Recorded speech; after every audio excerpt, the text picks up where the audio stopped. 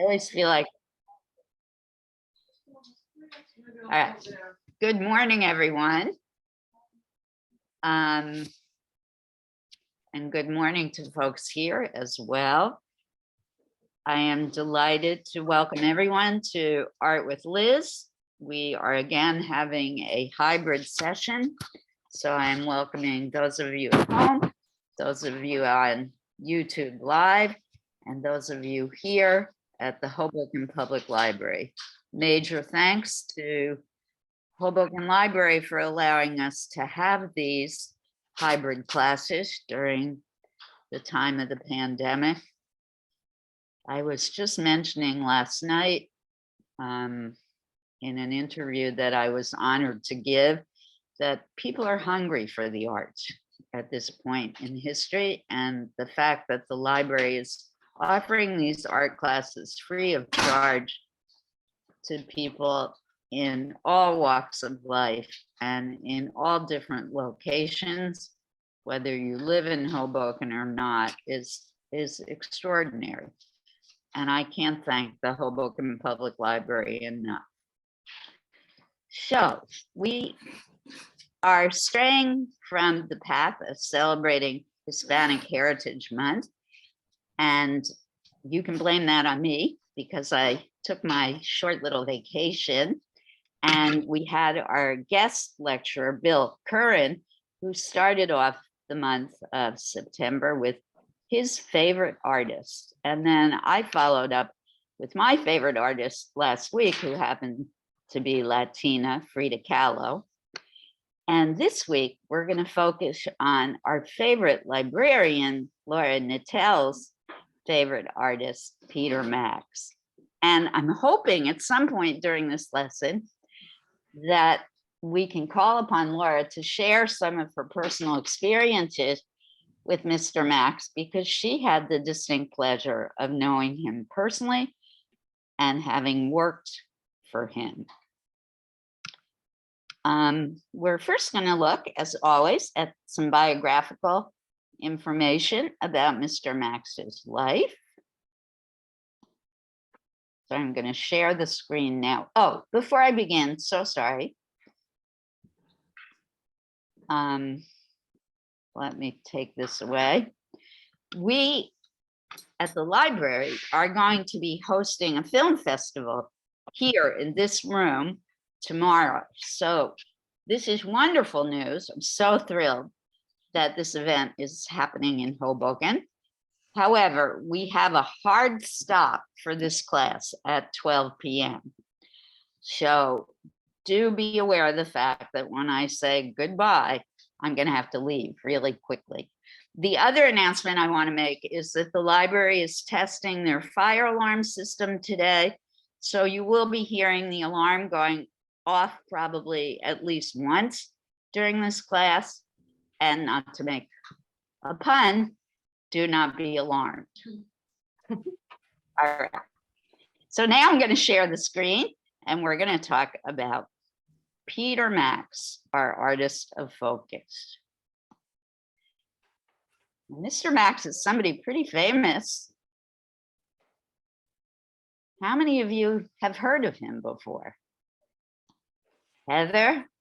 All right, lots of hands up in the home gallery.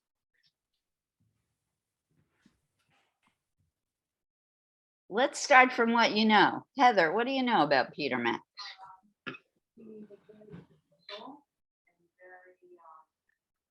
Still alive, I might add. He's still alive. In that pop art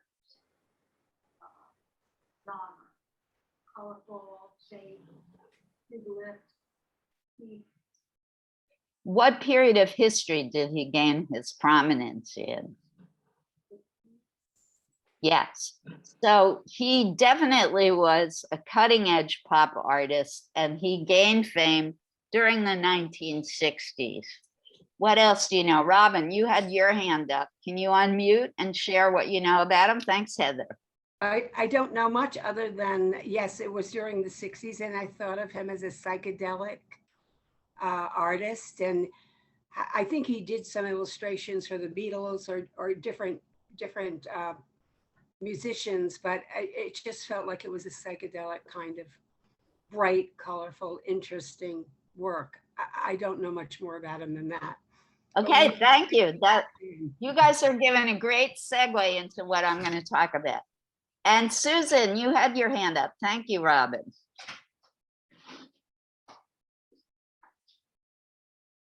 So he was very, very popular during the 60s. In fact, I, used to use his stuff to cut out and make collages on lunch boxes. Other than that, I don't know that much about him, to be honest. Just he was ubiquitous. He was on your lunch boxes. We used to collage black lunch boxes in the 60s and then put varnish over them. It was a big thing in Brooklyn. I don't know if anybody else did it. I love it. It was decoupage, actually. Yeah, it was a big popular thing. Even my mother made one. I love it. You're just a baby. Yeah, well. Anybody else? Vanessa, did you have your hand up? I did. I do know of him. I don't know much about him, but I do remember the Trapper Keepers. Yeah, you can probably still find Trapper Keepers with Peter Max's artwork on it. All right, did I miss anybody who knows something about Peter Max? I can't see everybody at home. Some of you are off camera. All right, let me launch into the Wikipedia about Peter Max. He is a German-American artist, and he was a psychedelic artist, visual artist. He was primarily a graphic artist, commercial illustrator, and he's most well known. I don't know why it's doing this today. This is so interesting.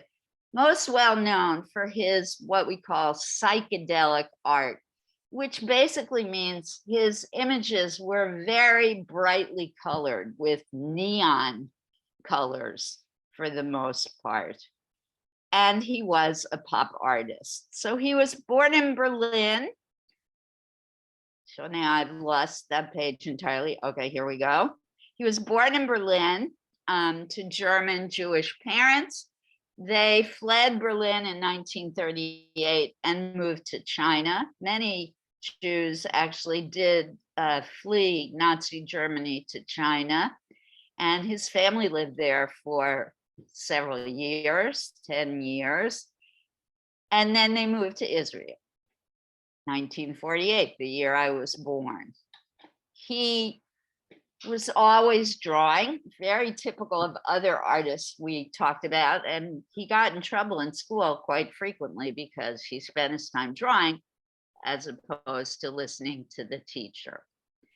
From Israel, the family stopped in Paris, where Max's mother enrolled him in drawing classes at the Louvre, and he fell in love with Fauvism. So Fauvism is a word most of you should recognize. We have talked about it before. Fauvist or Fauvism in French is a nickname for French artists who use very bright colors. So the Fauvists were really a very big inspiration to Peter Max, and it really explains his love for bright colors in the work that he produced later in life. So he became so successful with his work. He started in the 60s producing a lot of posters for music festivals, for rock groups, for record covers. And he became so financially successful that he started opening up galleries. He created a shop to sell his work, and he did extremely well financially in his life. And he did end up living in the United States, where he still is. He even has a gallery, I think, in Las Vegas, right, Laura? In Florida, okay. He did marry in the US. He has children. And actually, quite tragically, at this late point in his life, he is suffering from dementia, and his estate is being, this is rumored, his estate is being mismanaged, and his daughter is legally trying to rescue his fortune from the people who are mismanaging his account. He is, I love this, an environmentalist and a vegan and a big supporter of human rights. And I applaud him for that. So he has 2 children. All right, unless somebody has something they want to add to his life story, I'd like to look at some of his work. I am going to show you some of the work that he's most famous for, but I do want to focus more on his more contemporary work that he's done in the 2000s, because that's going to help us with our work today. He really is a fine artist, and it's unfortunate that he has become famous for his psychedelic imagery. We're going to look at the psychedelic work first. I don't know why I say unfortunate. People really love his psychedelic work, and you may love it too. So here we go. I'm waiting for an image to open up.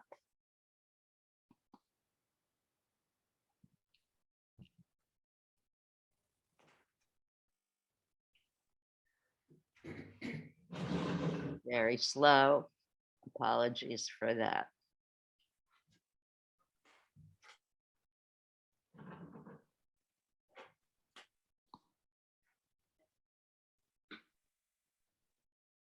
There we go.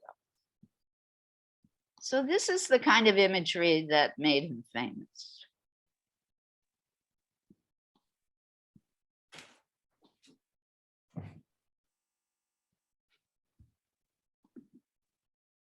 Laura, do you want to share what kind of work you did for Mr. Max and how you came to know him while we look at this? That would be so cool. Okay, you don't want to talk about it while we're looking at the. Okay.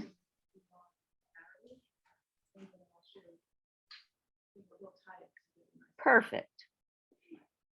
So this is the kind of commercial art that Peter Max is most famous for, and that made him incredibly wealthy.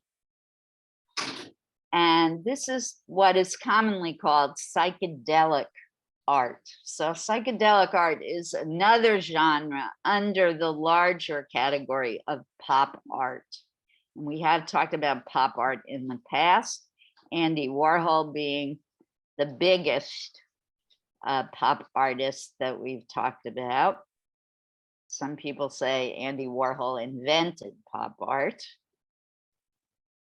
And the colors are definitely very bright, and everything kind of explodes from the center of this image. Psychedelic art tends to be very happy and excited. It celebrates the drug culture of that time. People were dropping LSD and mescaline, smoking marijuana.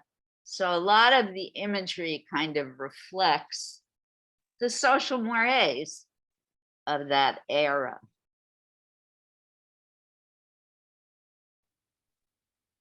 Anyone want to comment on this picture? Think about, this is really commercial graphic art. The next picture I'm going to show, I consider to be fine art. And maybe someone wants to comment on why you think there's a difference. And we've talked about this periodically before in class. So this is commercial art. And again, it's what he is most famous for. He also has a website. I encourage folks to go to his site and look at the variety of work that he has created. He's done everything from surrealistic landscape to still life, which we're going to do today.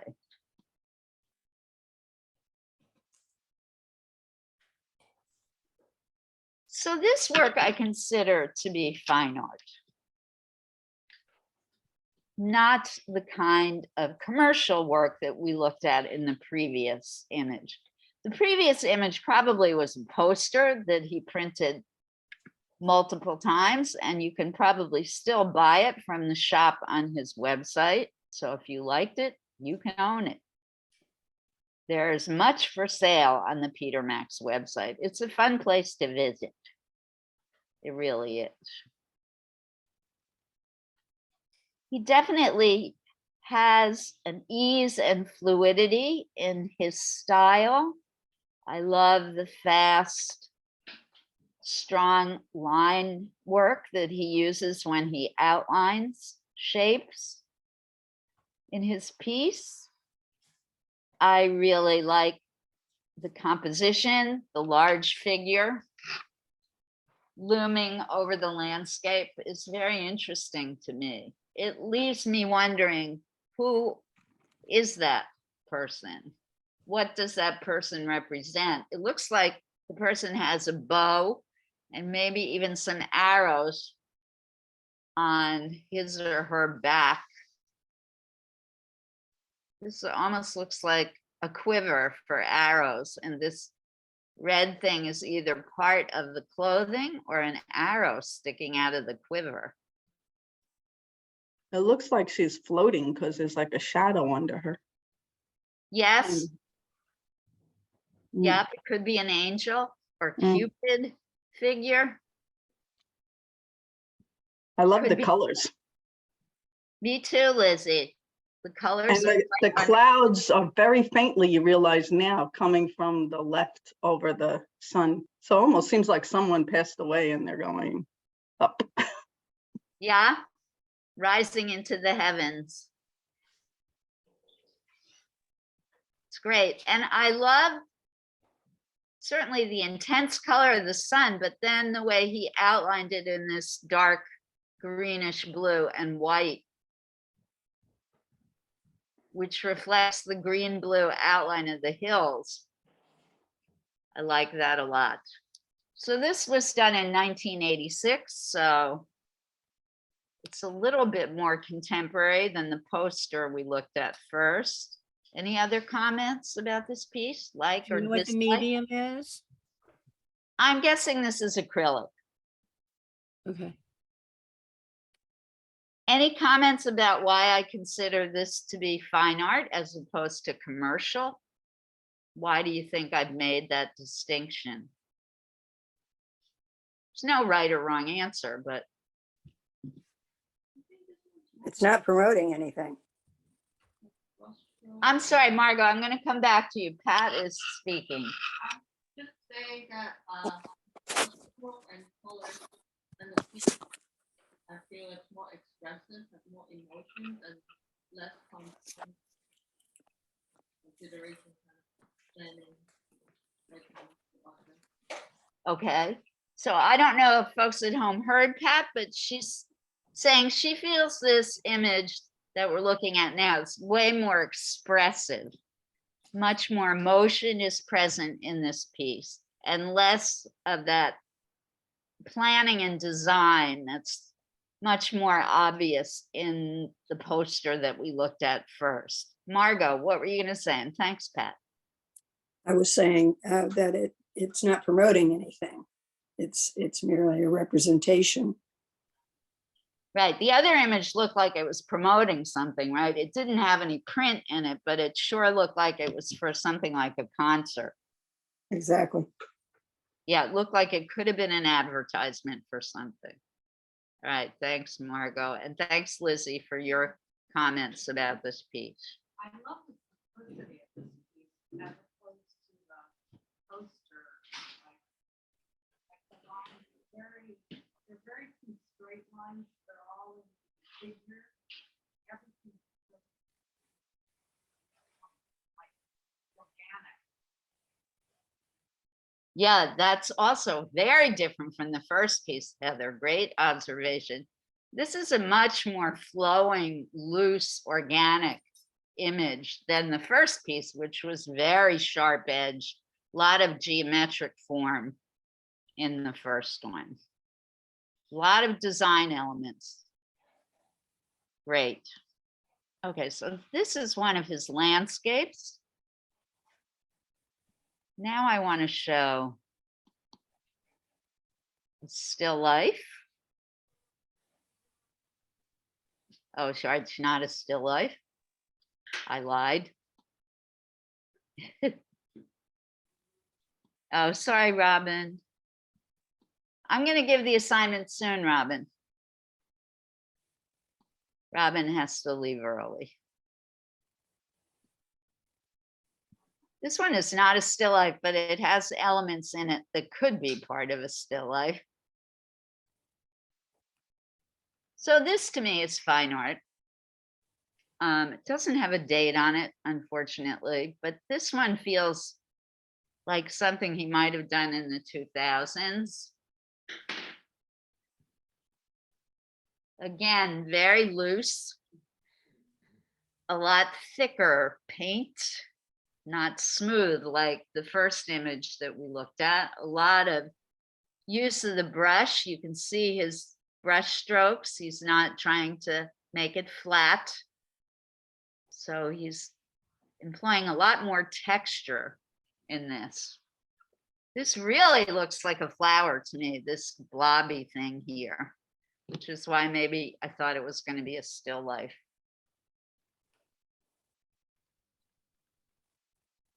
Great colors. Again, you can see that he really loved color.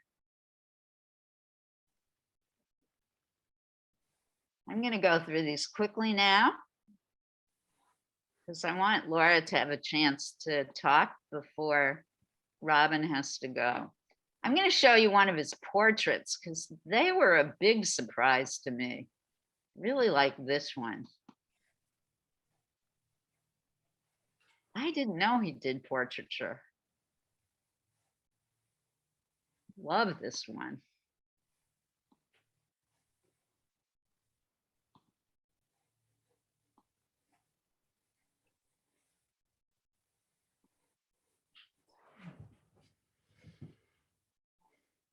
It's pretty spectacular and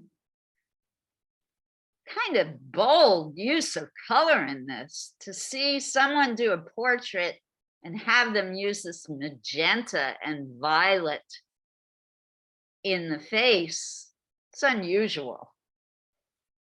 I think it shows a lot of guts on the part of Peter Max. We tend to think of him as being this kind of safe artist who stuck to a program, but this really shows that he broke out of the mold when he did his own personal work. This looks like maybe something he did in the 80s. The date is a little blurred, 80s or 90s. Can you read it? I can't.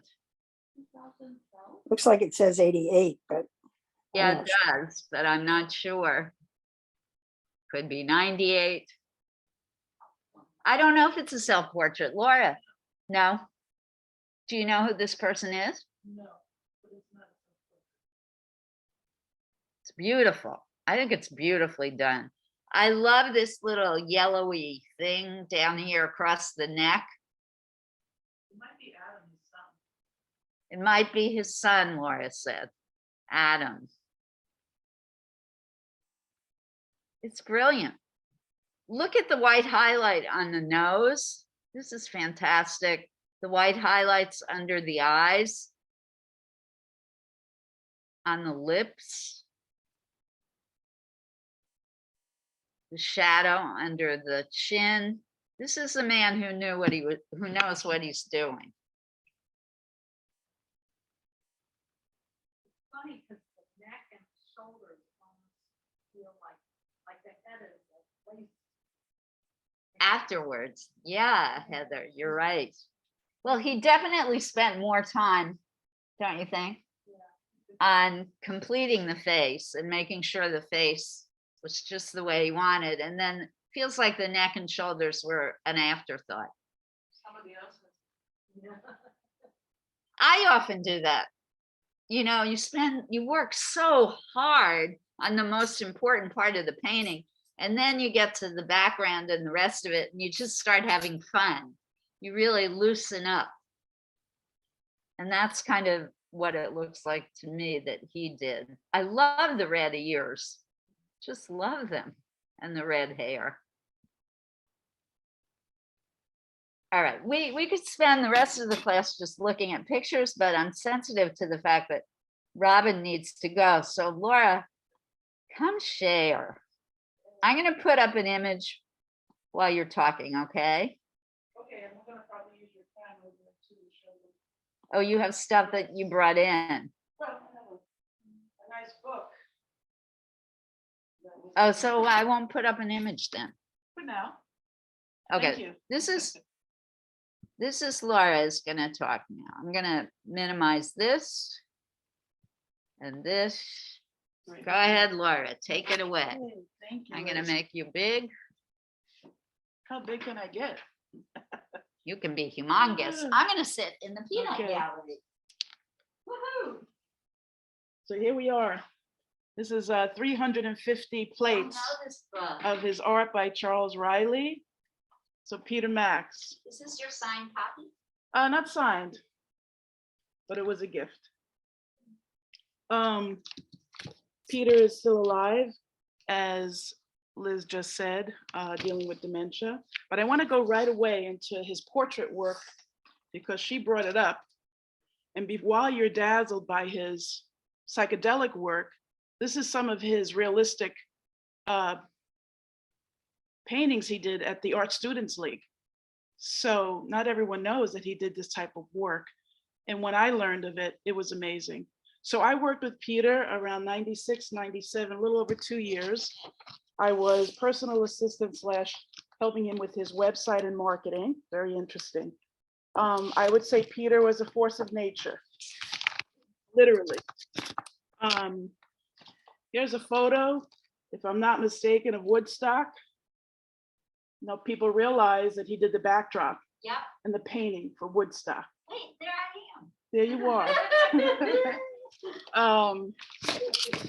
So let's move forward. I just chose a few images. There's not enough time to go through it all. But some things that stuck out of my mind and experience working with Peter. Peter would often say that media was his canvas. He had a desire to reach millions of people, if not billions of people, with his work. Here's another famous piece from 1971. Oftentimes he spoke about his son with this image. I'm sorry, I got to get it right in the camera. Oh, no, you're doing great. 1971. This book is a retrospect, so it'll give you a sense of timing. Then we step into late 80s, early 90s, and we see Mick Jagger. All of a sudden, Peter is working with celebrities. Mick Jagger, the Eagles, the Beatles, famous presidents, American presidents, not necessarily famous. He sought to be part of pop culture, of course. Mick Jagger is from the Rolling Stones, in case some of you may or may not know. Famous band. Maybe it depends on culture and how long. And this is another, some often say this was his self-portrait. Can you see that there? Yeah. A lot of line work. This is 1988. You'll see this icon a lot on his business cards, things that he was giving out when he was meeting people at that time. Here's a photo of Peter sort of when I met him. Similar. His studio. Oh, I'm sorry, going the wrong way. Going wrong. Oh, this is Peter himself. Oh, sorry, guys. I can't get the camera angle. You know, what, let's minimize Okay, the gallery view. so that's Peter. How do you do that? That'll help. All right, so here we go again. I don't know if you can, that's him in his studio. His actual studio is right across from Lincoln Center.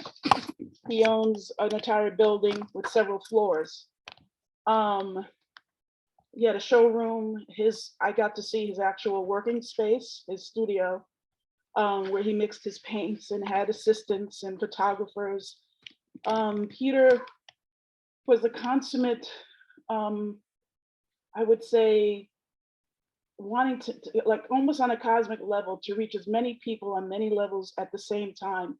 And many times Peter would be drawing at his desk and he'd have his lawyers, his agents, his painting assistants, his people like me who were sort of like think tank, like how can we market and things like that. And he would always be working constantly, even while he was talking. So it was really interesting to see him in that process. I can leave it that he also did the World Cup. There's so much to say about Peter. Let me show you some more. Here's another famous piece. I probably will. Here's Peter's work here. I was also fascinated with Peter as a human being, in that he, escaped the Holocaust, lived in China, where they lived for 10 years. And in China, he learned brushstroke. And the ballet of the brushstroke, he said it left such an impression on him. A lot of times people don't know, when Peter wanted to get away from it all, he'd go to Chinatown and go get himself some dim sum or pork buns or whatever, not pork buns, but whatever he was eating in China. He's I'll be in Chinatown. He had a big attachment to the Chinese culture. And China made it such an impact. I'll never forget that about him. That said, I'll show you this piece, which I think was more contemporary. You see this lovely piece he did here.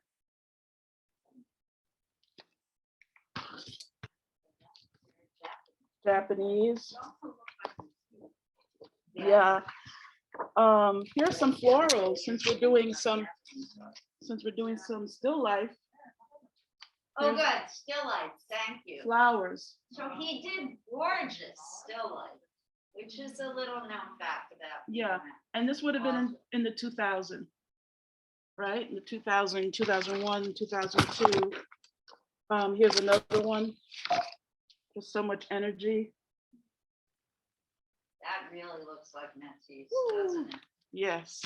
Really beautiful, saturated, intense color. Yes. He also, I'm sorry? Laura, did you work for him? Did I miss something? Okay, I did. okay, wonderful. Mostly, we discussed marketing, his website, and story. I mean, we were always discussing the human side of life. In 1966, another interesting fact, he brought over Swami Satchidanandi, who started the first integral yoga center in New York City. A lot of people don't know that about him, but Peter brought him over. And Peter, until his death, there he is here. I'm pointing the wrong way. Yeah. You see him. Peter also, he had always interesting things as public. He had interesting things happen with his finances. You can always study that. He owned it. He was accountable and responsible. But he often sought the help of Swami Satchidanandi for his spiritual centering, and often spoke of him. So I'll never forget that also. He also, most recently, up in 2015-16, he painted the Norwegian ship, the cruise ship. Yeah. On the front. A lot of you may have seen this image, the Statue of Liberty. He went on to do that for some things in the government, but also he did Arizona iced tea bottles, which was a very strong image. He also did, I said, the Grammys, the World Cup. It was just a nonstop of work. And he loved music. He would always have music blasting in his studio. Certain times of the day, he would say, okay, I'm going to work. He would close the door and he'd turn it up real loud. And in the studio where he was, which is also in this book, you can also find it on his website, petermax.com, you could learn more about his studio setting. Another big part of his business was remarking posters. So he would do his paintings and he'd make a poster out of it. And then he would sign his name real big somewhere. And then that would increase the value of the poster. So that was a big part of his business. So it was really fascinating to see a famous artist, sometimes controversial because he went commercial, his work so beautiful, so passionately committed, and always trying to find a way to survive and run a business. I mean, he had hundreds of employees too. So imagine that, the creative and then the businessman, and how that worked, how it didn't work. It's a fascinating story, one that continues, I think, to be studied for the test of time. I believe he's 86. And I'll leave you with this. When I was diagnosed with cancer, I'm a 14-year cancer survivor. My friends threw a benefit, and this is after I worked for Peter. And he actually donated some of his artwork towards the expense of my health. You know, and this is the kind of man he was. And he did portraits, yeah. And he would always say, oh, my Laura, my Laura. There was nothing strange about it. He was just a very, and he's still, haven't talked to him in quite some time, but he had a very compassionate soul, and something just emanated from him. So I really think he was a force of nature, but the color and his brushstroke just still amazes me to this day, you know, and I hope that, you know, you find some peace along the way, despite of all that you'll hear of the drama around the family. I mean, who doesn't have issues, right? But I just hope that he finds peace, you know? So thank you, that's Peter Max. Thank you so Yeah. much, Laura. How lucky are we to hear your personal story? Wow, Laura, I think you should ask the library if you could do a whole lecture on him. Well, yeah, I'm gonna write one for you too, Liz. Wow, that was really moving. Thank you so much, Laura. The power of art. Art will change the world. I've said it a million times. Okay, so I am now going to talk about our assignment for today. Oh, Robin, still here. Thank you so much. But Pat, you had a question. I don't know if we got to hear what your question was.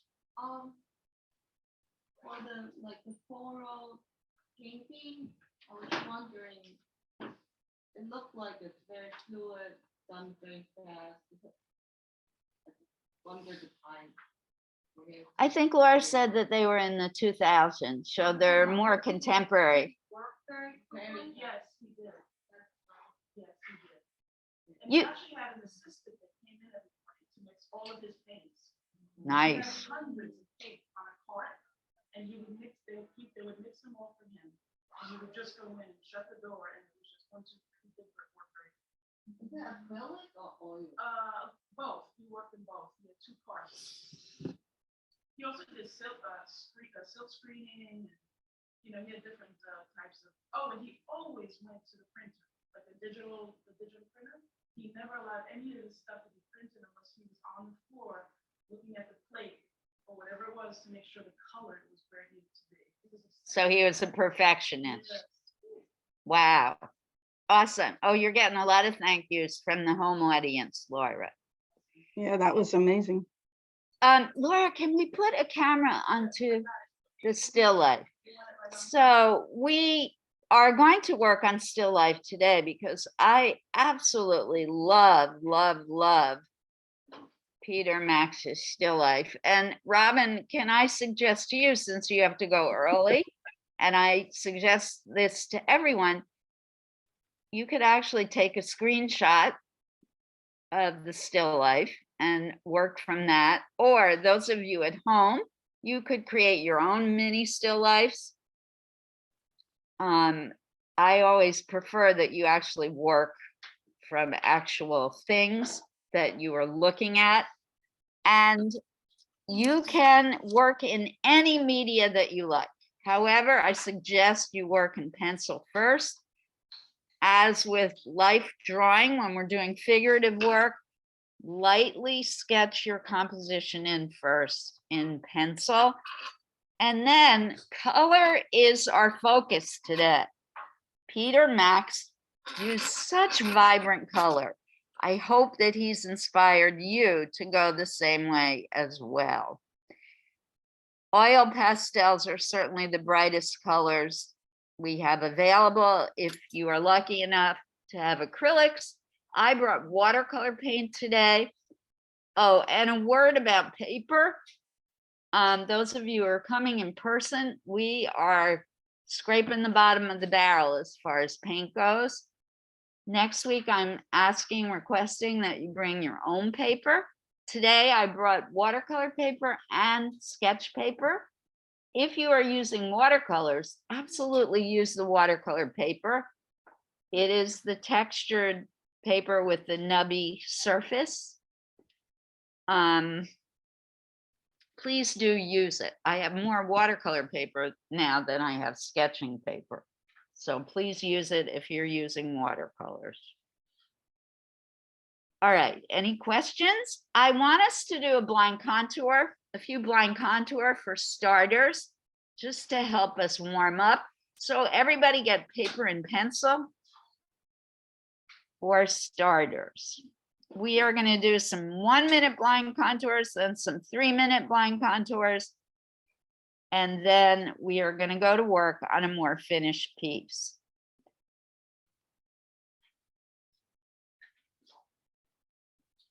And while you're doing that, I'm going to look in the chat. There's quite a few chats. Wow, Laura. So many thank yous. It was a wonderful story. Thank Liz, what was there. the author of the book on Peter Max? Charles something? Laura, do you have the name of the author? Yes, Charles Riley. Charles Riley. I'll put it in the chat box. Charles Riley. And Peter Max's website, I'll put that in too. Great.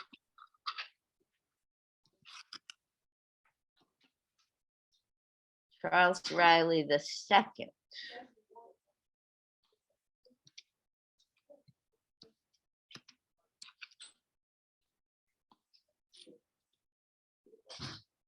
And Laura said you can find the book on the website. Okay. Oh yeah, the website is awesome. I recommend that you all go to it. I debated whether to put it up to show everyone today. I just felt like we didn't have enough time. Laura, I should have let you go on first.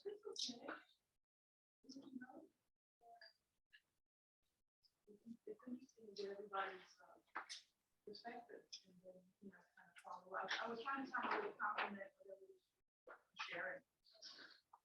Right, and as always, I try to do just a loose overview of the artist's life, but we were incredibly lucky today to get a firsthand account And see the book. and see the beautiful book.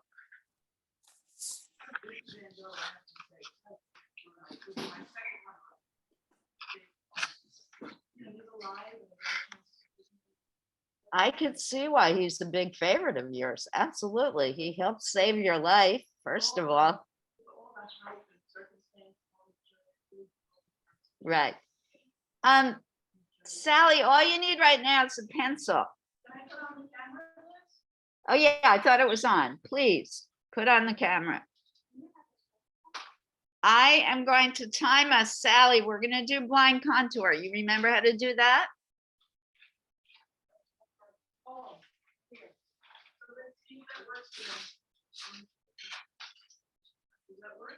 Gorgeous. Look at that. And it's really intensified the color. This is Peter Max Day for sure. I think more.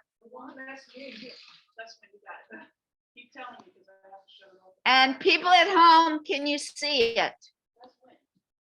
It's a little cut off on the top. That's all right. Okay, the gourds are beautiful. Oh, you want me to adjust it? I think it's beautiful composition the way it is. Yeah, don't touch it. All right, so we're gonna do a blind contour. Blind contour is one continuous line. You're not gonna lift your pencil. No erasing, no stopping till I say stop. 1 minute only. What are we from? The still life. Sally. Sally, honey, you're blocking the picture. Thank you, Sally. All right, don't start till I say go.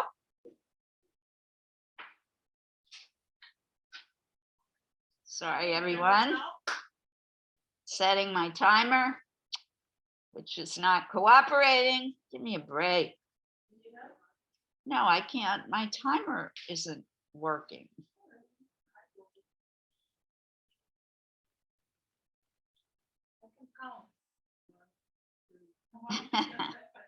Here, I'll just use the stopwatch. Okay, begin. Begin. You can do part of the still life, all of it, you choose. One continuous line. Don't look at your paper. Look only at the still life. Remember how to do line contour? Yes. Take your time, inch along the edges of what you're looking at. This is a warm-up activity. Try not to lift your pencil.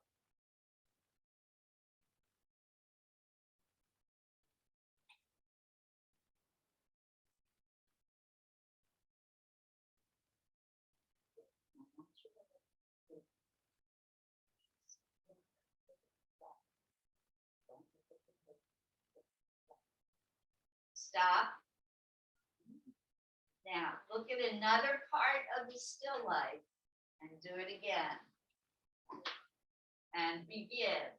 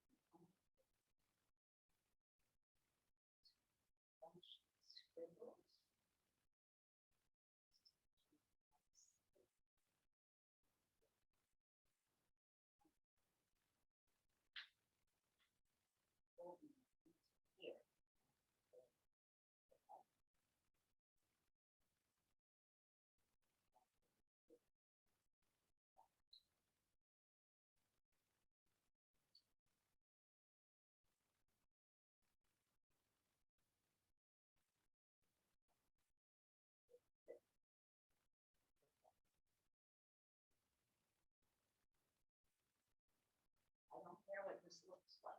So look only at the front. Stop. And start again somewhere else. Try and look at a different part of the still life. Focus on something else and begin. Don't look at your paper. It's a way to relax. Start seeing what's in front of you.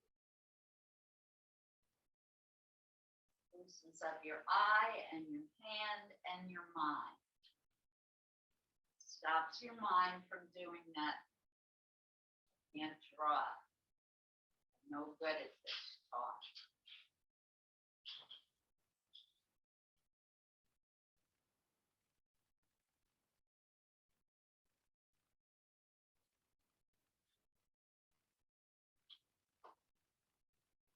This is what I did in art school for God knows how many years. This is how artists learn how to draw. Don't look at the paper. Just look at the still life.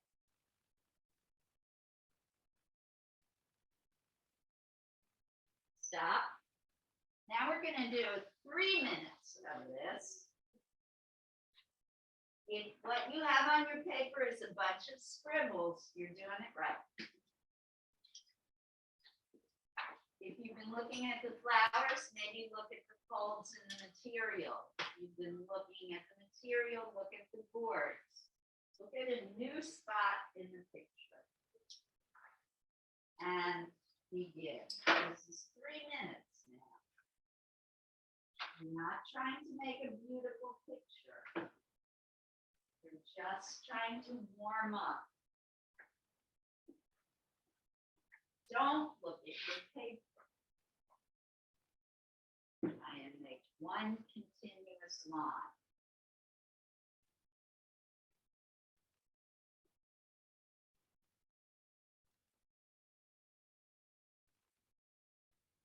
Don't look at what you're drawing. Just look at that. Doing great.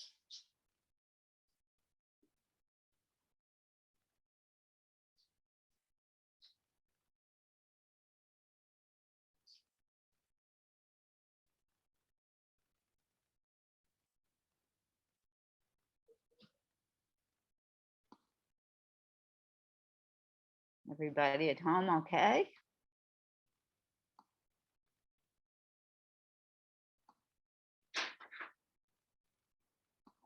Try not to look at your paper.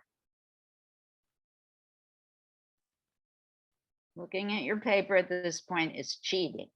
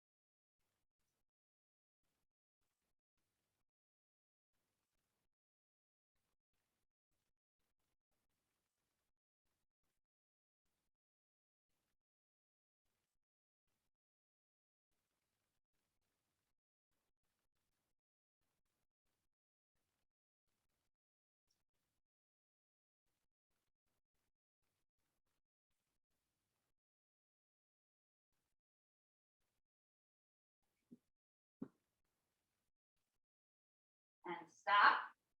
We're going to do one last line contour. This is going to be another 3 minutes.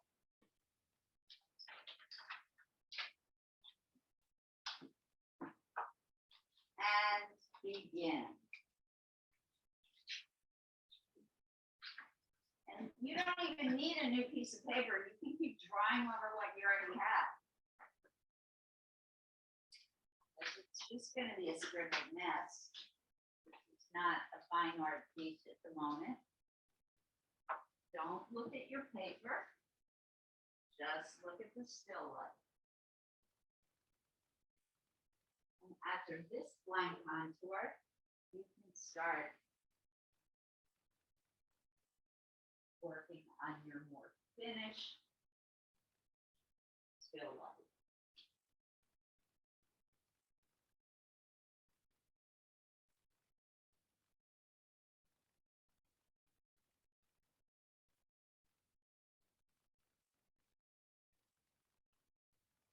Line contour is a wonderful thing to do at home. If you're feeling stressed or anxious, grab a piece of paper and sit down. Find a complicated object to look at. The more complex it is, the more involved you will get with looking at it, and the more relaxed you will become.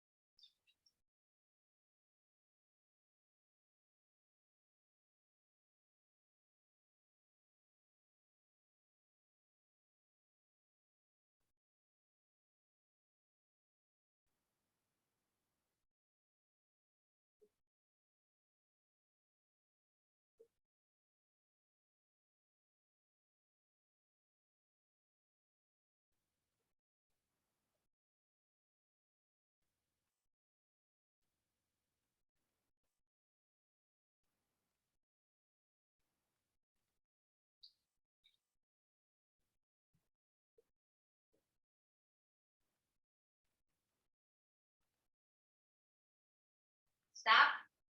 Okay, we have almost a full hour. You could do one or more still lifes. Those of you who are here in person, I recommend you walk around and look at the still life from all different angles to see which side is most interesting to you. Unfortunately, obviously, you folks at home can't do that.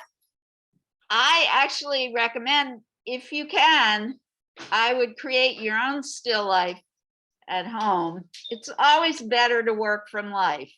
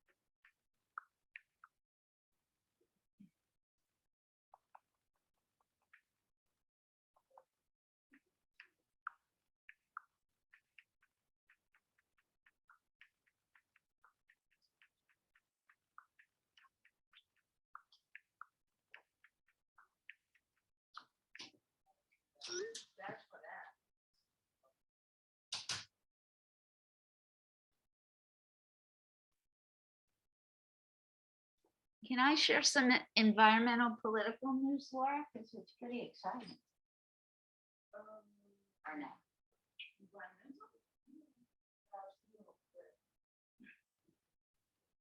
I'll wait. I'll wait. Well, can you whisper? I'll whisper. Not me, but you. Who?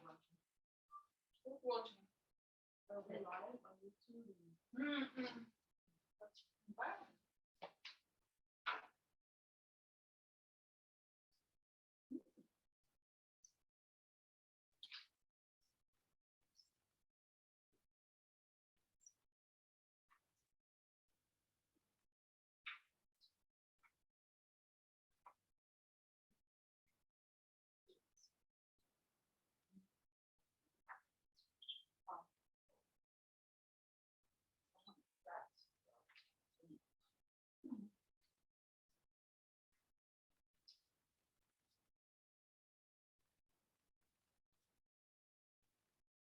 Some of you may like your blank contour so much, you're building on that. That works for me. I don't want to waste paper. Appreciate it. You're a true environmentalist, Gatsby.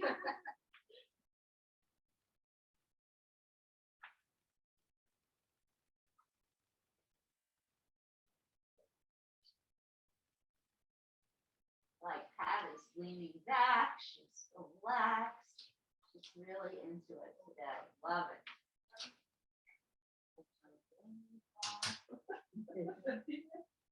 Right, it's a great way to get away from problems. Drawing is one of the most wonderful ways to escape.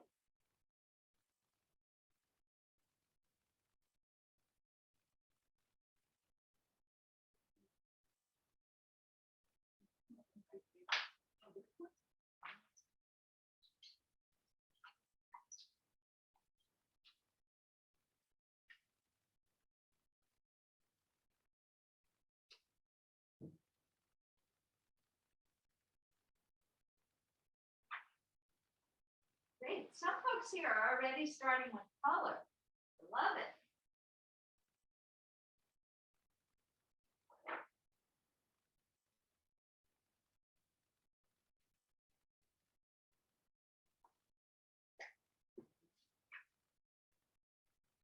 brighter the color, the better. Go for it.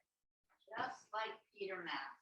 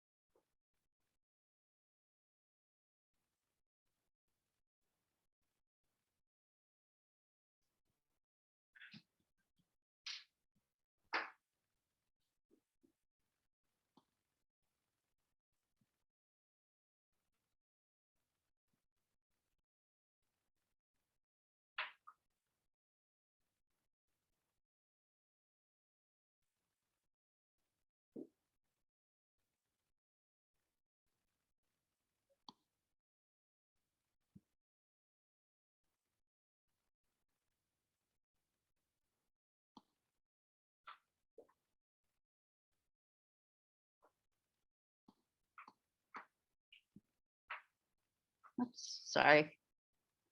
Did not mean to do that.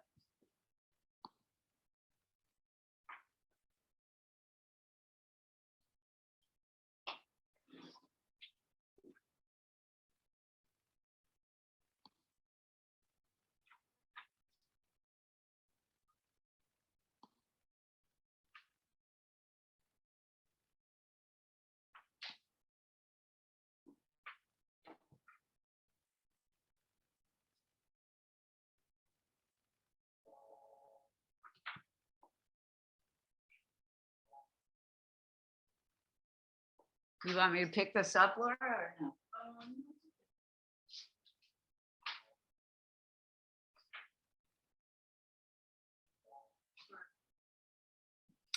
Okay.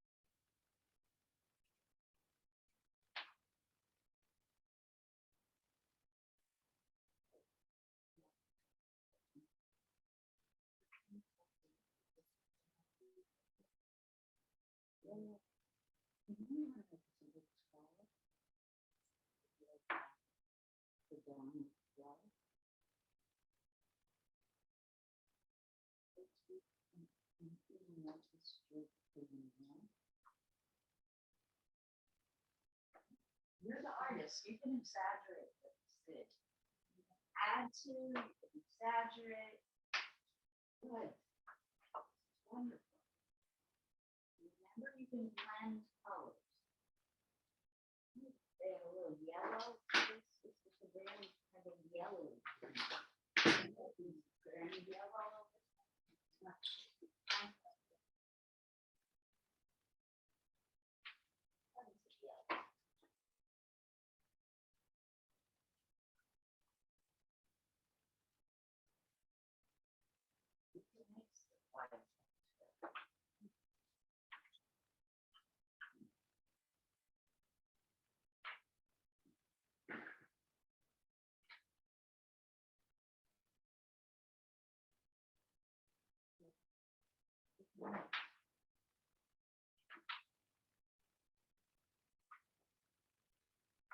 Let's always start with the light color first.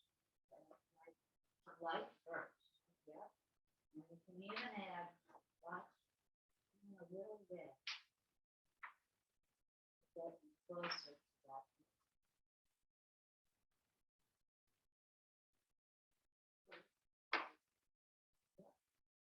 Always the lightest color.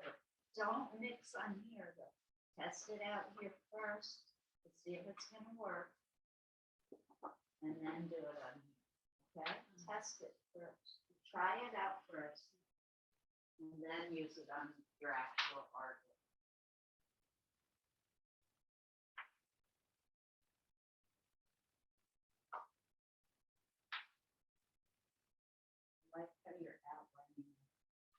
colors that you don't actually see. This is the way it cascades down this way. I like it. You might want to work it properly into the corner. And you get this up and you get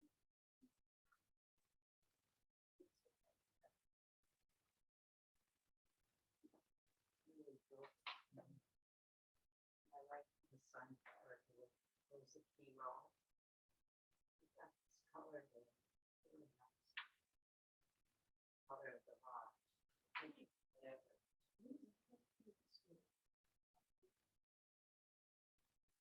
On board.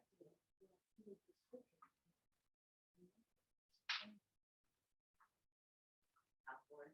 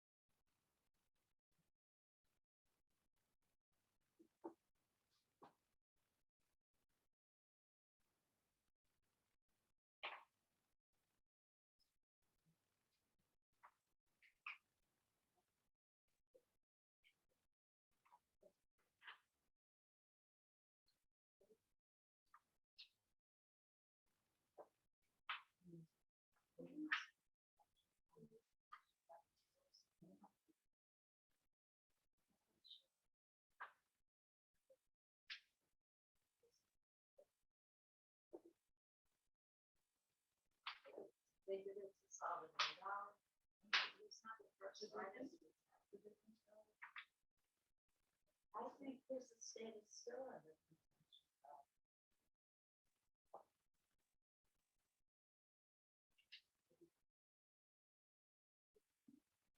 No, I know.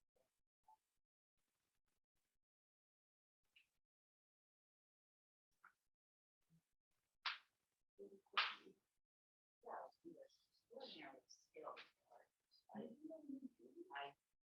Yeah, I definitely am skilled.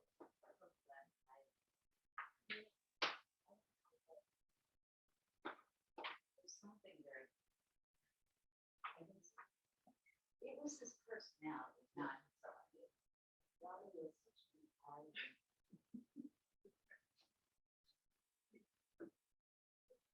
And I don't know why it bothers me more. Salvador Dali doesn't bother me that much. But it does. A lot of time alone. Everybody has prejudice. Yeah. It's bizarre, but that's the way it is.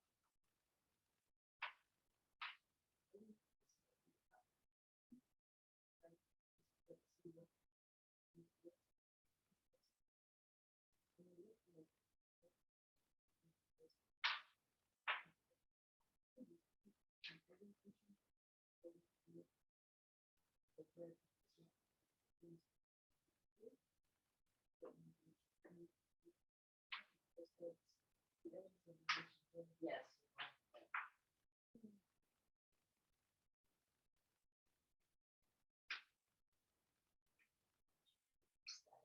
No, I think it's a big somewhere, so I have to read you.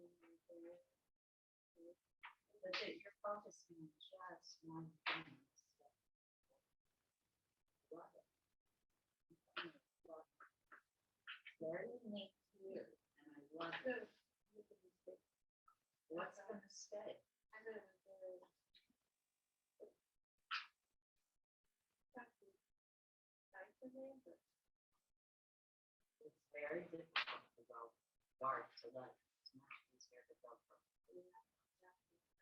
You should keep working. Not that much place in my life.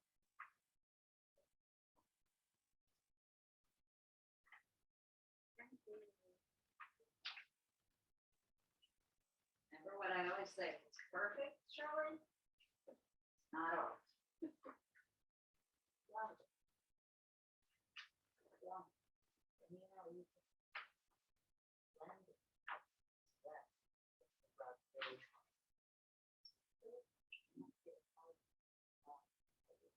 Start that.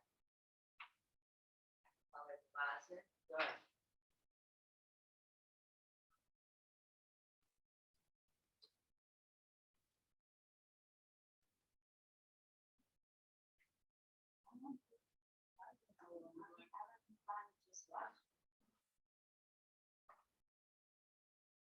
Is this watercolor?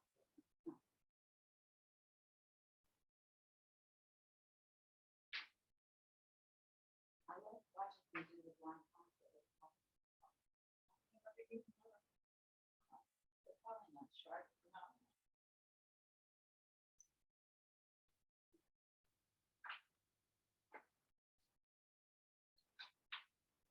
like violet.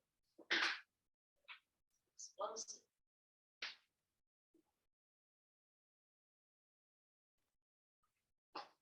How are les artistes à la maison? Everybody good?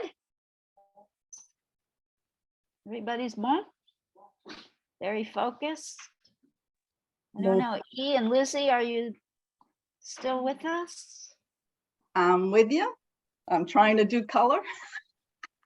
You go, girl. I have a question. Hit me with it. When we were looking at the book and some of Peter Max's still lifes that were not pop art, they kind of Yes. reminded me of Matisse still lifes. Maybe you didn't hear us here in class, but we were all saying, wow, that really looks like Matisse. Oh, really? Yeah, we Not are in far total off. agreement with you. Ah, Absolutely. How cool is interesting. that? Mm, And I don't know if you heard the beginning of the lecture, but I was talking about how Peter Max spent some time in his early life in Paris, and he was very inspired by the Fauvists. oh, And Matisse is often considered to be the father of Fauvism. oh, really? Yes. Mm. I always learn something from you. But one of Matisse's most famous paintings is called Woman with the Green Stripe. So it's a portrait of a woman with a green stripe down the middle of her face. Mm, That was really the birth, or art historians claim that was the birth of Fauvism, because he was started using very unrealistic, unusual colors in his work. Fauve in French, translated into English, fauve means beast. So Oh. the Fauvists were nicknamed beasts because they were very unconventional in their use of color. Wild beast, yes. Crazy wild beasts. Oh, geez. Kind of the pop artists were called that as well, interestingly enough. Oh, I just looked it up. Green Line by Henry Matisse. That could be it. Is it a It's woman's? like a close-up of a portrait. Yes, it should be a woman. She has a lot of black hair. Yeah, yeah. Yeah. Interesting. Thank you. You're welcome. And remember with your color mixing today, everyone, red, yellow, and blue are your primaries. You can make any color on earth with red, yellow, and blue.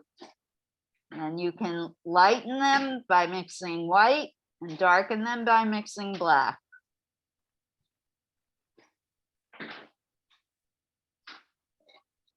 That's basically all you need to know about color mixing.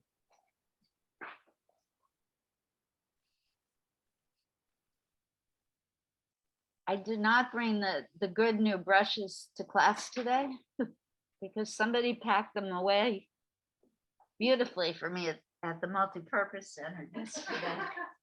I couldn't find them this morning. I'm like, oh, here you go. Oh, that was a smart move, Pat. Thank you very much. That was brilliant. Did you put them back in all the little plastic colors too? No. No. I did Oh, not. good. I know it will ruin it if I do it. Yeah, yeah, that would Too have much. fed the hair back. No. Put it in the wash. The way you did the handle, perfect. You don't always listen, but you did this stuff. Good. Now, your fingers are dirty. That's part of being an artist.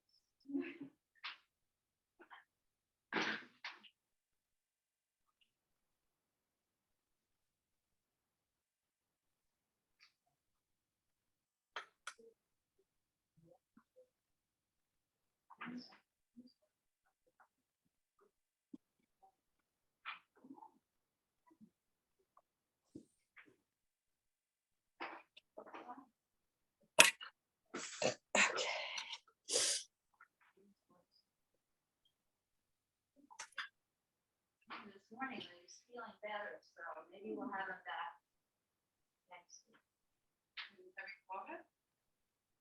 Bill has not been feeling well the last. I wanted him to come to the multi-purpose center yesterday, but it's not up to.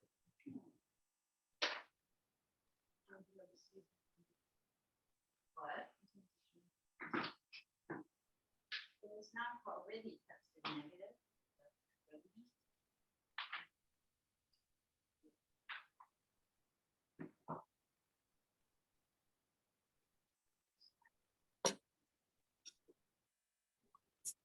Oh. Yeah, sometimes just don't put color. Always have to fill in solid. What?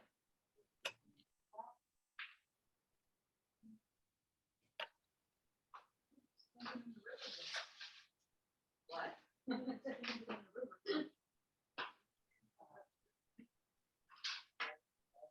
It was fun. It was cold. It was cold. What happened to you, Liv? I felt it. Felt them hard on the rock. You can color up the beautiful flowers. Color. Actually.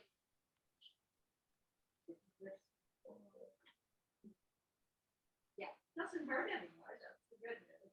So what would the outcome be then? What would be wrong? Bronze. No, queen, sorry. She was in queen. I don't know how she, well, she did, but there was a really nice piece, an interview of her on NPR, that I think might have been done last year. And I hope it's what people, hopefully her sites and things that. Heather and Esty came with me. Esty. Esty was No, not- Esty no, did not no, go on no. board. She was You a think smart they- woman. But they do pictures. She was my official videographer. Luckily, she was not there when I filmed it. So we don't have that, for posterity. Poor Noelle Thurlow was so upset when I filmed it. I felt bad for her. I felt worse for her than for me. And I went back. Yeah. I went back. Wild men would be punished. Yeah. Oh, yeah. It was a rock. There is a visual on that. You definitely took some action. I did. Somebody wanted Direct. to photograph. Definitely took some direct action. I finally broke it to my husband. He was not happy. Was trying to hide it from him. But that got boring after a while. So I finally confessed.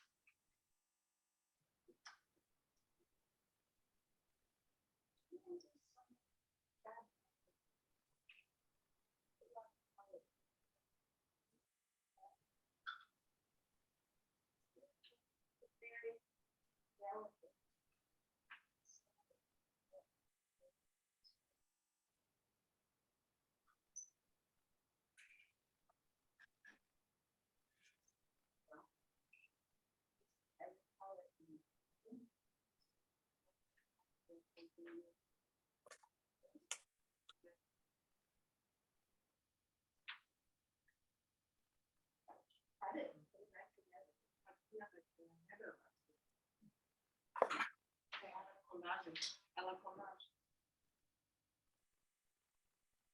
Yeah, anyone had a class just in collage at Milan?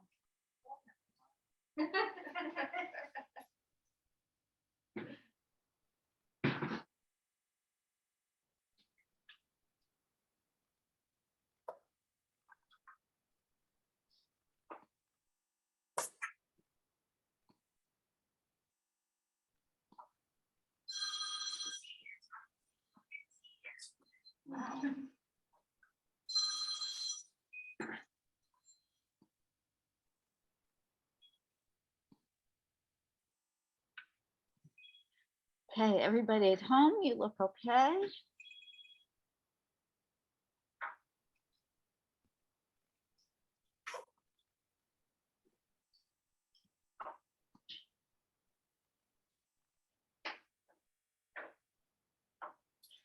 Luckily, we haven't had a fire drill. Knock on wood. No. That was my first question. We don't have to go out if it rains.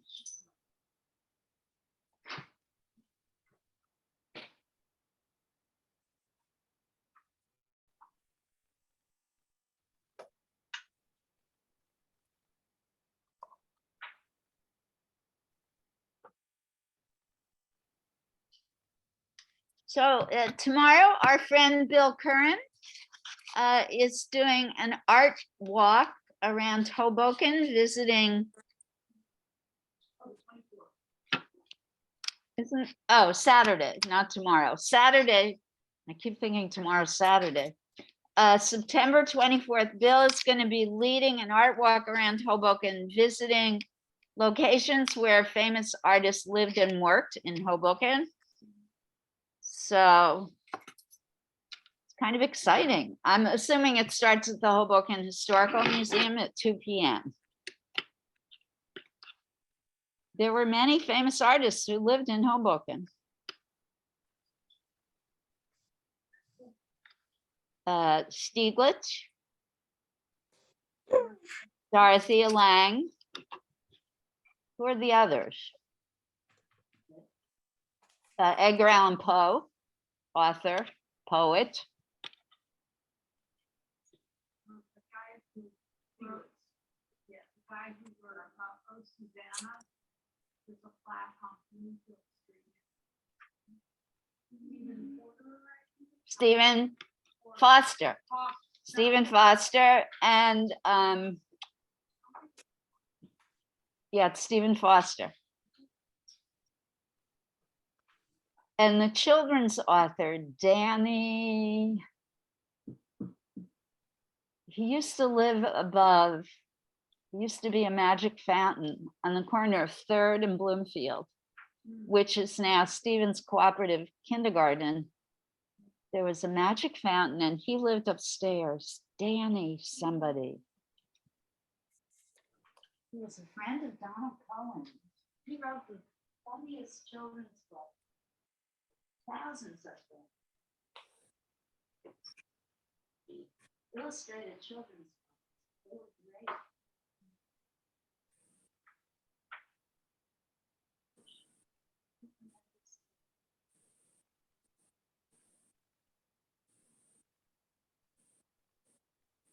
As soon as I leave the library.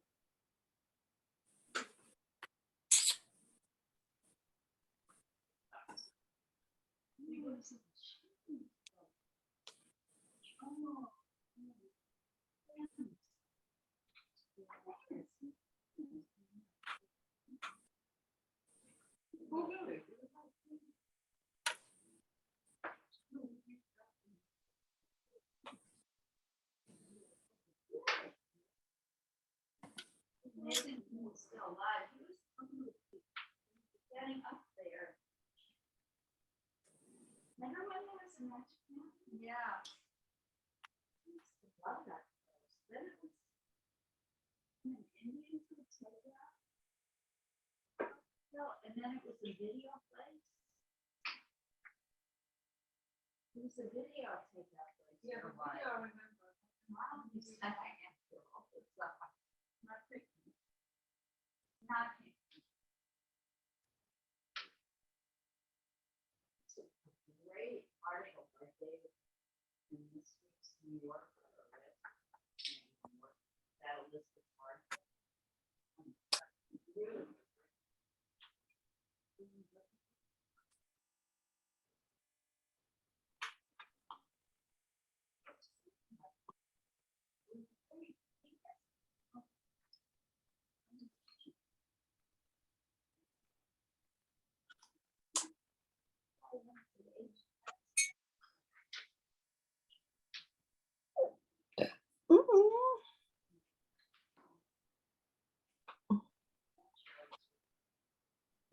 was a speaker at my graduation. Later, the Cambodia strike. We all wore white armbands, carried photos, photographs.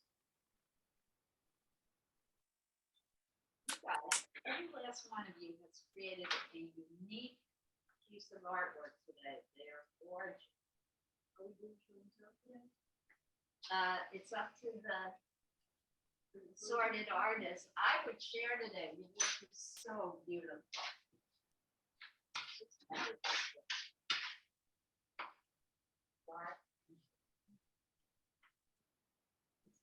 Make it look like it's sitting on the table. It'll look like shadow. Even the paper. Okay.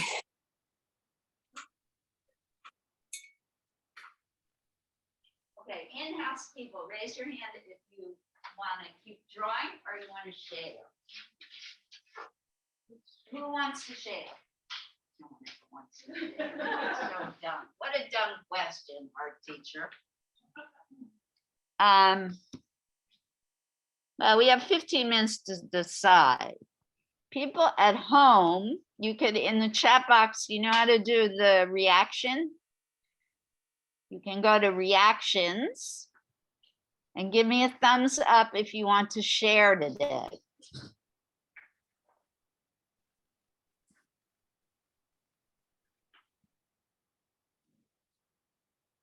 People are too busy working. Up, Vanessa's getting up. Vanessa's sitting down. No pressure. If you would rather keep creating, I'm fine with that.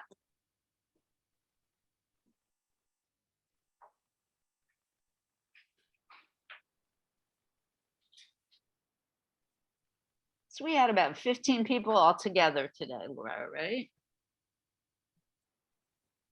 Not counting us. There's a whole bunch of people who are still away. Teresa's back at work.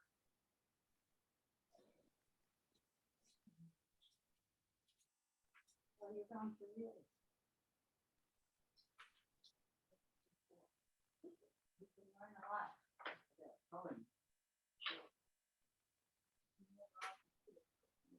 Bottom left, Stephanie left.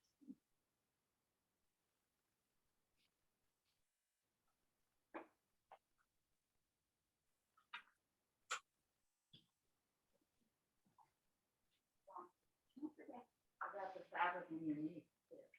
When you're done with this, think about the underneath part. Okay. Suzanne didn't make it today. Lily's away.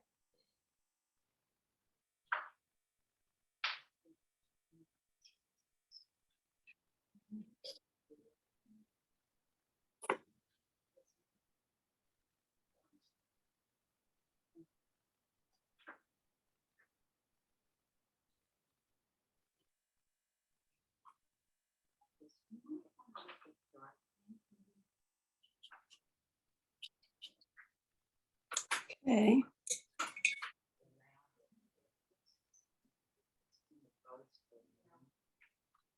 Not too much, just a little.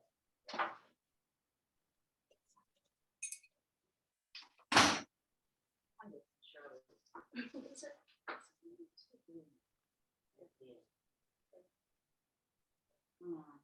They're going for it. And the way you put it in that, more yellow. Oh, yeah, you do that.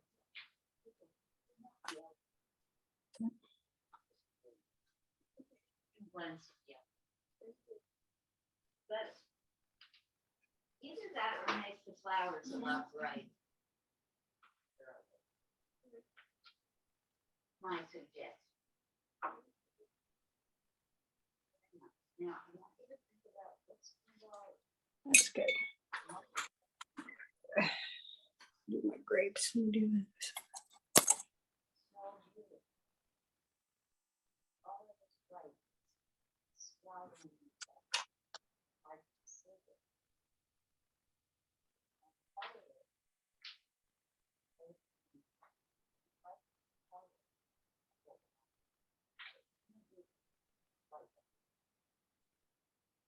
Look at that. Not dark, but light. Make it light.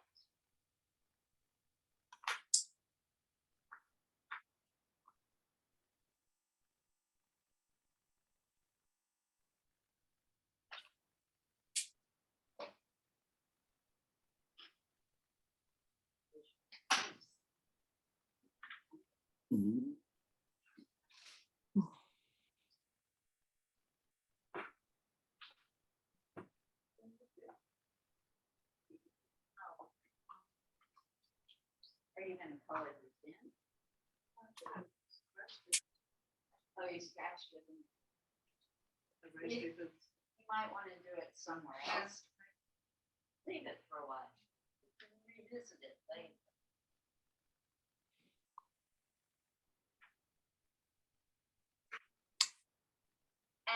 And we have time till cleanup, but just a reminder, we have a hard stop at 12 noon, everyone.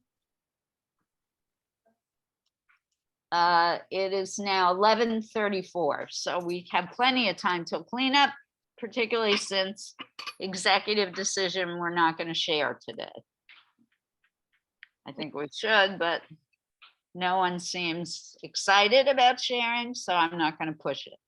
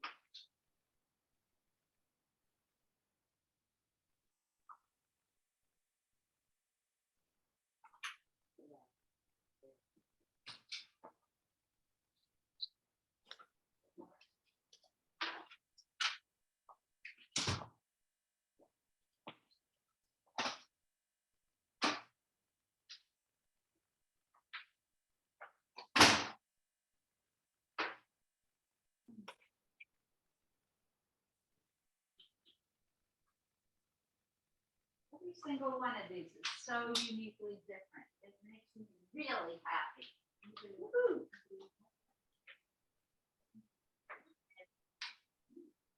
Shame.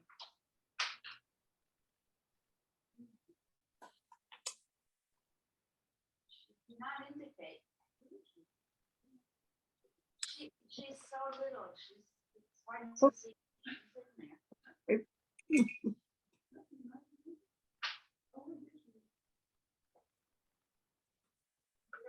It's all the way in the back corner of the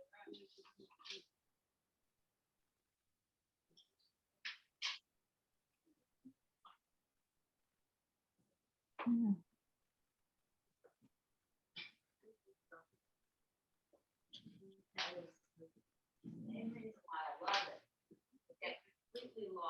in your work.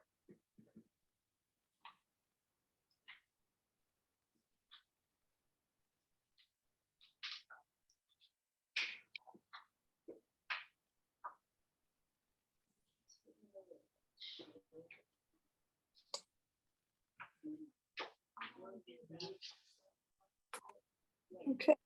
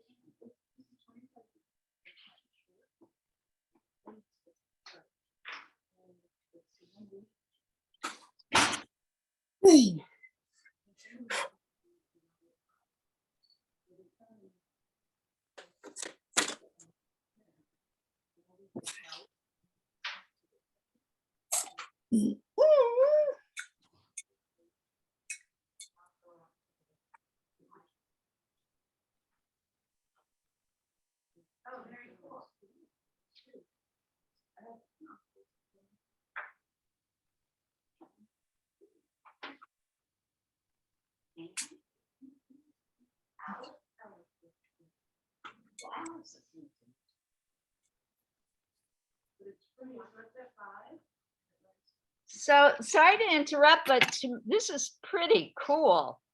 Tomorrow night at the library at 5 p.m. is the Manhattan Short Film Festival.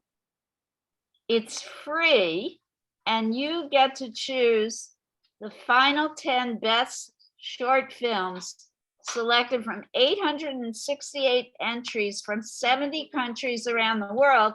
And some of these films have even gone on to win Oscars.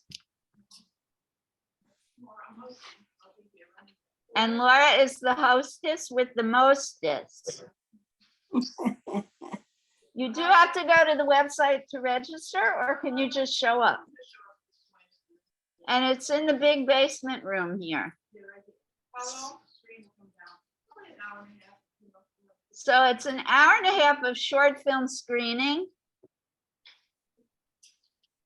Yeah, you get to judge. Where are those films? All over the world: Scotland, the Czech Republic, USA, Spain, France, Australia, Finland, Lebanon, France. I'm not seeing Israel, sorry, Esty. Yeah, no, I love those films. I've seen, those are the best. The short films. They're showing. Oh, I love those. He used to run with a truck.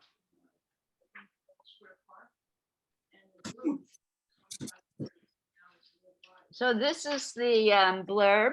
Go to the Hoboken Library website and find out more. Laura's going to send you an email. Yeah, please do. Thank you. I might come. I don't know if I have time. This is my problem. Always. Clear it. How do we declare? All right, sorry, everyone. I'm going to duck out for the ladies' room real fast.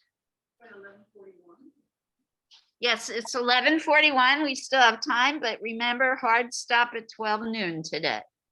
So we have about, I don't know, 15, no, less, about 10 minutes till cleanup. Susie, you could start a whole new picture if you finish.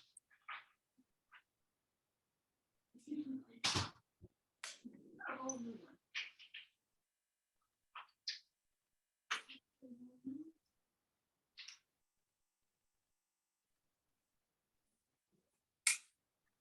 All right, let's try that.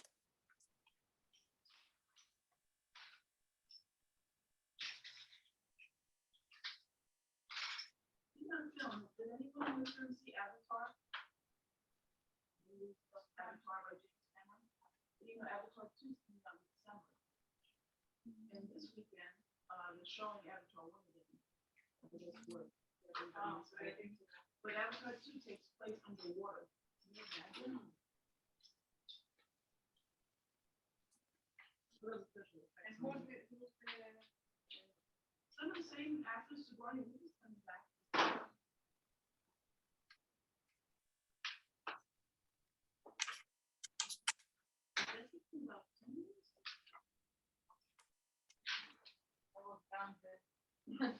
Actually, that was all like that.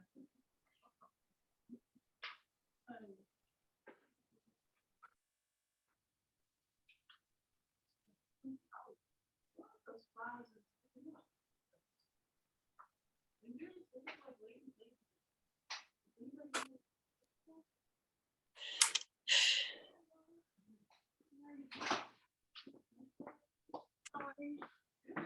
Good, thank you.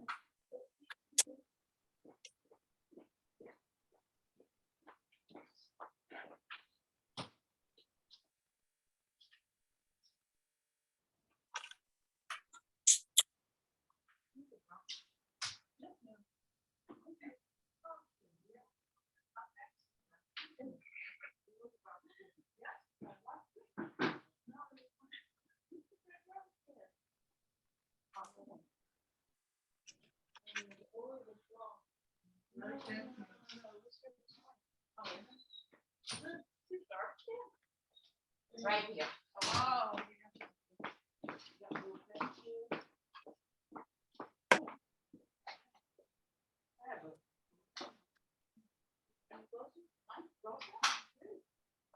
Okay.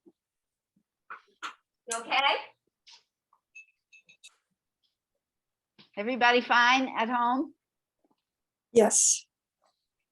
What are those flowers called that look like? I don't know. I'm not good at names. There are some zinnias in there.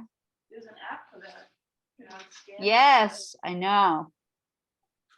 I've been tempted to get the app. There's also an app that you can scan your own plants and find out if they need water. Okay, do you want to see that magic garden? Because I haven't seen it. Where's this from? I know, they're all wild flowers. Did you get it from New York? No, I farmer's market. The people you buy the apples and the peaches from. I don't.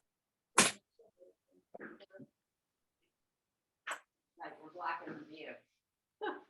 So Liz, Somebody Liz? calling me? Yes, from home?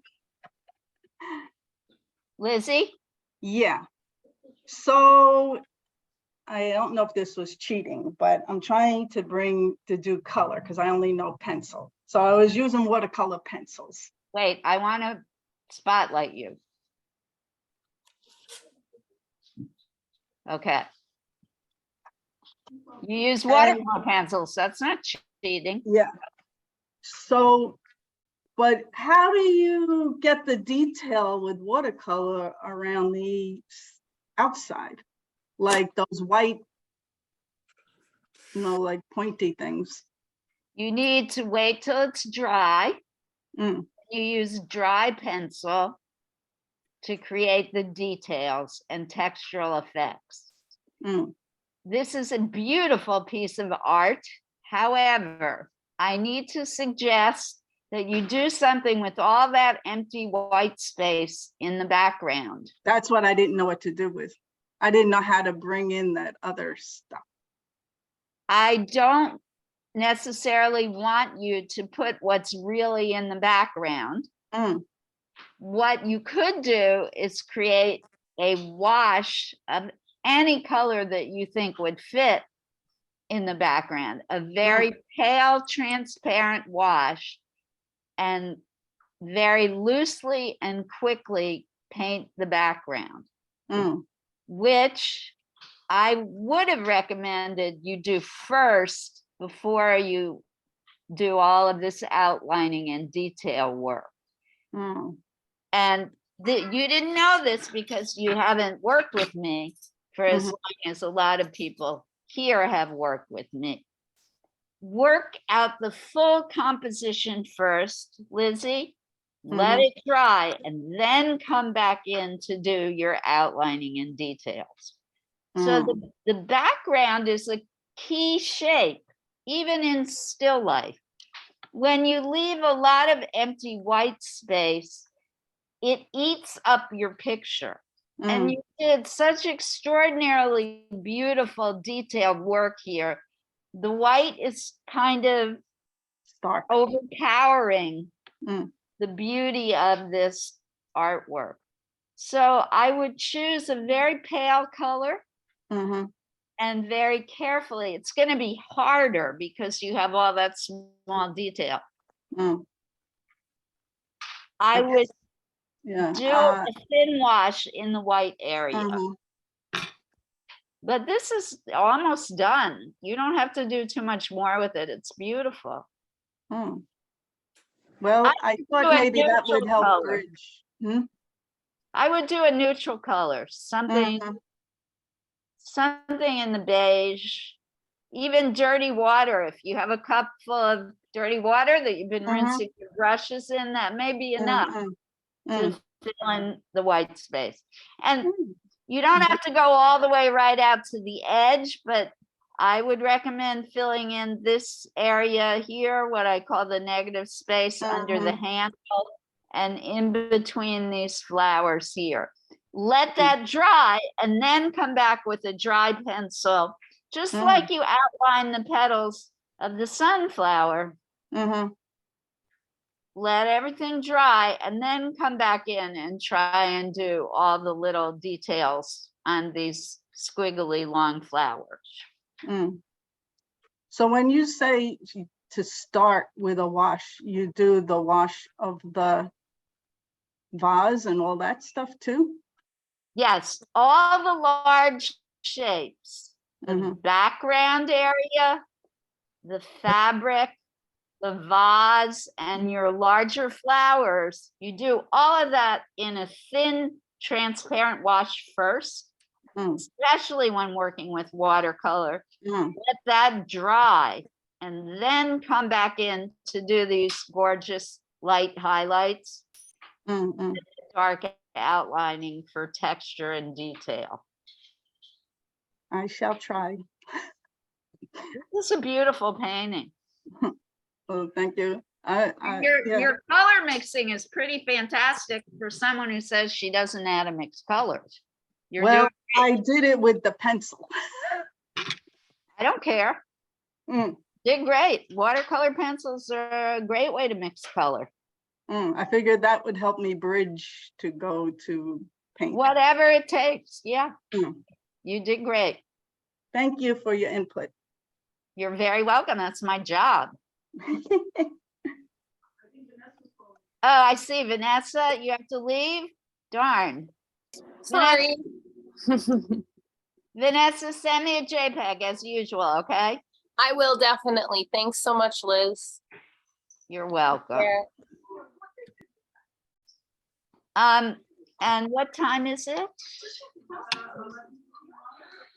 Yeah, we better start cleaning up, especially folks here. I need you to start finishing up.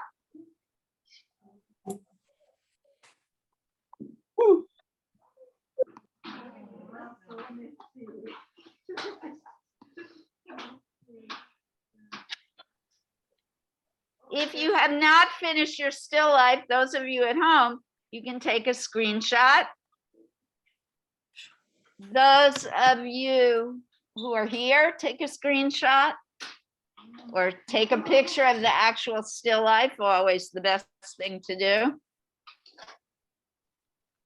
And, oh, next week, I don't remember who the artist is.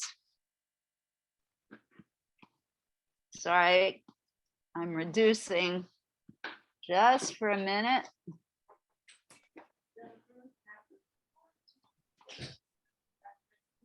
Oh, you looked it up, Laura?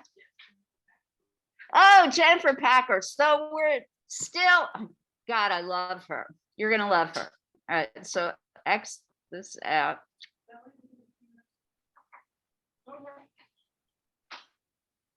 Oh, sorry, my computer is on slow-mo now. At 11:45 a.m. Please call us to confirm this appointment at 201-273. Please mute. Everybody at home, please mute. Thank you. Thank you, guys. This is a So our artist, three. Mark. Margot, you need to mute, my friend. So our artist for next week is Jennifer Packer. I'm putting her name in the chat box. She's one of my favorites. African-American artist, brilliant. Not of Latina heritage, so still breaking the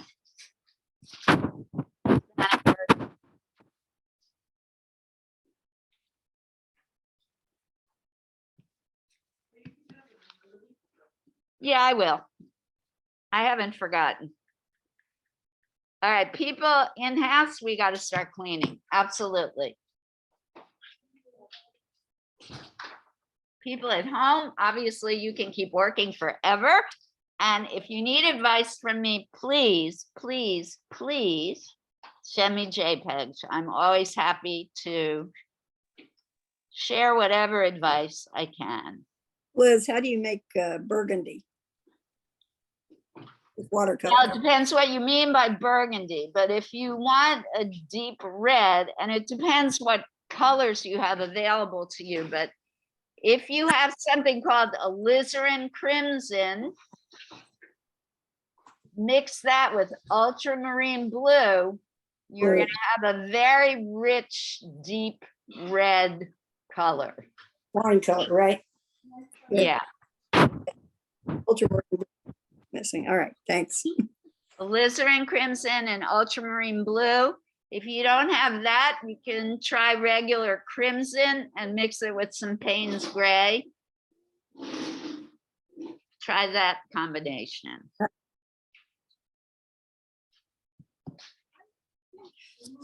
So I'm torn now. I don't know whether to keep talking to folks at home or help clean up. Yeah, you're okay, you can keep talking. We just need to give it a little bit. Yeah, do both. Maybe a little more hard stop on Zoom as well. Okay. People on Zoom, you still have a few minutes. You want to see mine? Sure. Okay, it's not complete, but it's on its way.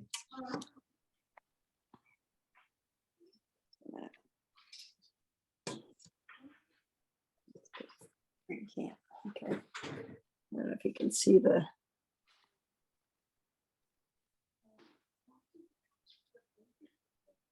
Oh, this is fabulous. Look at the highlights. Hmm, Yeah, I worked them in like last the label on the bottle. time. It's great. Margot, my Yeah. forever suggestion, do something with the background, kid. Okay, how about I cut it off? But you did all that beautiful work and it's getting swallowed up by all the white. Yeah, I got you. Okay. So some kind of wash. It will really make your image pop and stand out. All right, and you decide on the color. I can't help you with that. But something light. Start Yeah. light. If you need to go darker, you can always make it darker as you go. Beautiful work. Thank you. Thanks for sharing. Anybody else? Doris, you want to share? Yes, okay, Doris, I'm gonna add you.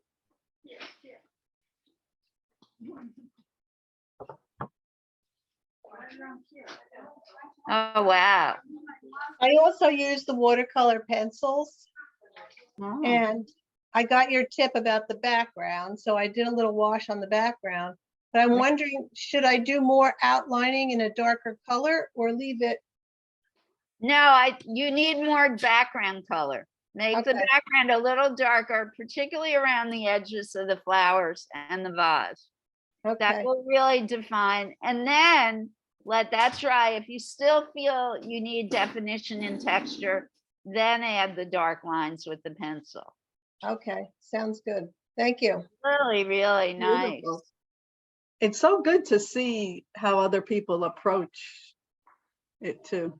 You really learn a lot from looking Mhm. at other people's work. That's why sharing is so important.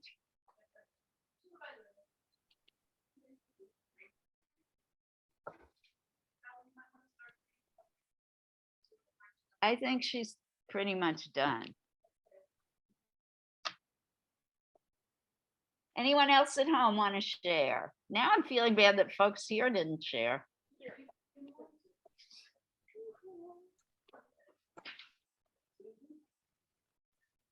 Susan, I don't know, has been missing in action today.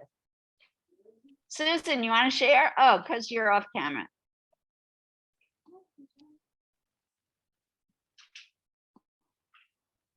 Oops. I don't know what happened. Wait up, Susan. I thought I was adding you, but I subtracted you. Oh, look at detail in this one. Mm.